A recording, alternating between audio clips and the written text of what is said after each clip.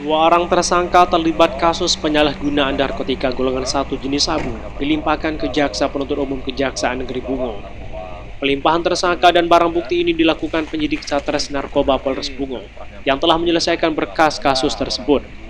Adapun tersangka ialah Abasri, 48 tahun, warga SPA Kuamang Kuning, Kecamatan Pelpat Ilir, dan Sunarsi, 40 tahun, warga Dusun Purwosari, Kecamatan Pelpat Ilir, Kabupaten Bungo.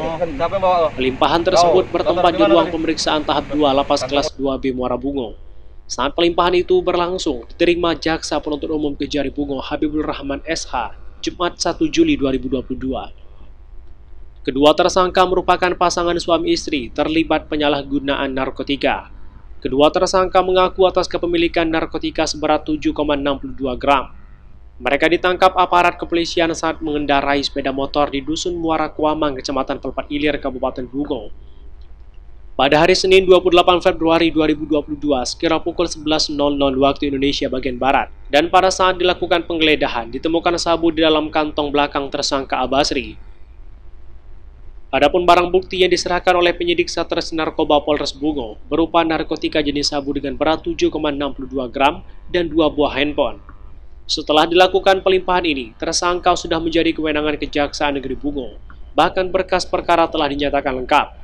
Sehingga terhitung sejak pelimpahan, tersangka sudah menjadi tahanan Kejaksaan Negeri Bungo yang selanjutnya dititipkan kembali ke Lapas Kelas 2B Bungo yang kemudian akan segera disidangkan guna mendapatkan kepastian hukum.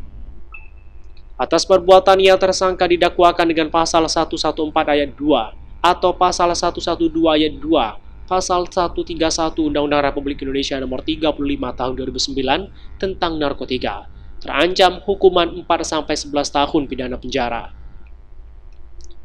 Kepala Kejaksaan Negeri Bungo Sabta Putra SHMH melalui Jaksa Penuntut Umum Kejari Bungo Habibur Rahman SH dalam kesempatannya mengatakan, pelimpahan tersangka dan barang bukti ini dilakukan di Lapas Kelas 2B Muara Bungo karena salah satu tersangka merupakan wanita yang sudah ditahan di lapas, sehingga tidak diperkenankan untuk dikeluarkan karena guna mencegah penularan COVID-19.